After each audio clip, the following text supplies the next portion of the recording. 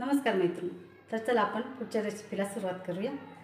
या चटणीचा मी 1 मिनिटाचा व्हिडिओ टाकलेला आहे, पण मला असं वाटतं की ह्याचा सविस्तर व्हिडिओ आपण टाकावा, कारण फार उपयुक्त चटणी आहे पोटाच्या तक्रारींवर. कारण पोटाचे छोटे मोठे जे तक्रारी असतात, पोट फुगणे, पोटात गॅसेस साठणे किंवा मग त्यामुळे पोटात दुखणे, तर ह्यासाठी खूप उपयुक्त अशी चटणी आहे.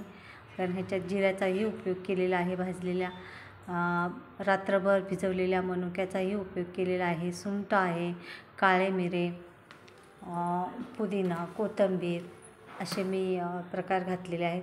आणि मिठाचेही 2 प्रकार आहेत, सैंधव आणि काळं मीठ. तर हे सर्व जे प्रकार मी वापरलेले आहेत ते पोटासाठी खूप उपयुक्त ठरणार आहेत. तर त्याच्यापासून मी ही चटणी बनवली. तर तुम्ही ही चटणी नक्की करून खात जा. अगदी रोज खायलासुद्धा काही हरकत नाही. चटणी याला काही फोडणी वगैरे काही द्यायची नाही, आणि तुम्हाला द्यायची असली तर तुम्ही देऊही शकता. आणि मी त्याच्याबरोबर लिंबूचा रसही घातला आहे आणि कच्च्या लसणाच्या पाकळ्याही. अगदी सर्व हे पोटाच्या विकारावरच पदार्थ निवडून घेतलेत मी. तर तुम्हाला रोज खायलाही मी म्हटल्याप्रमाणे हरकत नाही, किंवा तुम्ही जेव्हा तुम्हाला सवड मिळते तेव्हा ही चटणी तुम्ही नक्की करून खात जा. आणि थोडीशी छोटी जागा असेल तर कुंडीतही लावू शकता पुदिना, जसा की मी लावलेला आहे. तर पहा, आवडते का तुम्हाला ही चटणी? आणि आवडली तर मला सांगा कशी वाटली. धन्यवाद.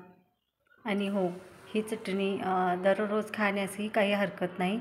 याचे शरीरावर काहीही दुष्परिणाम होणार नाहीत, हे नक्की.